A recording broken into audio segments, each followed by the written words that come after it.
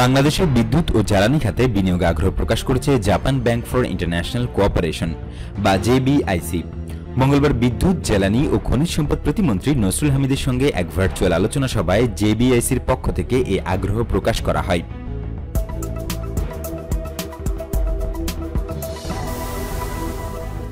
বাংলাদেশে বিনিয়োগ করার আগ্রহকে স্বাগত জানিয়ে বিদ্যুৎ, জ্বালানি ও খনিজ সম্পদ প্রতিমন্ত্রী নসরুল হামিদ জানান, বাংলাদেশ একটি ক্রমবর্ধমান অর্থনীতির দেশ। এদেশের অর্থনীতির আকার দিন দিন বড় হচ্ছে। জাপান আমাদের পরীক্ষিত বন্ধু। এই ধরনের বিনিয়োগ আমাদের বন্ধনকে আরও সুদৃঢ় করবে। Japan bank for international cooperation LNG terminal, LPG terminal, gas pipeline, বিদ্যুৎ উৎপাদন, গ্যাস মিটার, নবায়নযোগ্য জ্বালানি, জলবিদ্যুৎ, জ্বালানি দক্ষতা, পাওয়ার সিস্টেম মাস্টার প্ল্যান প্রভৃতি খাতে বিনিয়োগের আগ্রহ প্রকাশ করেছে। চলতি বছরের সেপ্টেম্বর মাসের শেষ দিকে জাপান ব্যাংক ফর ইন্টারন্যাশনাল কোঅপারেশনের সঙ্গে সমঝোতা স্মারক স্বাক্ষর হতে পারে বলে বিদ্যুৎ প্রতিমন্ত্রী জানান।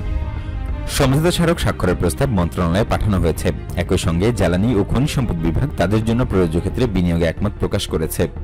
এই সময় সভায় অন্যান্যদের মধ্যে উপস্থিত ছিলেন জাপান ব্যাংক ফর ইন্টারন্যাশনাল কোঅপারেশনের পরিচালক অকায়া ইয়োশিও, উপপরিচালক মরিমোতো সুইচিরো ও লোন অফিসার আসাই মিজোকি।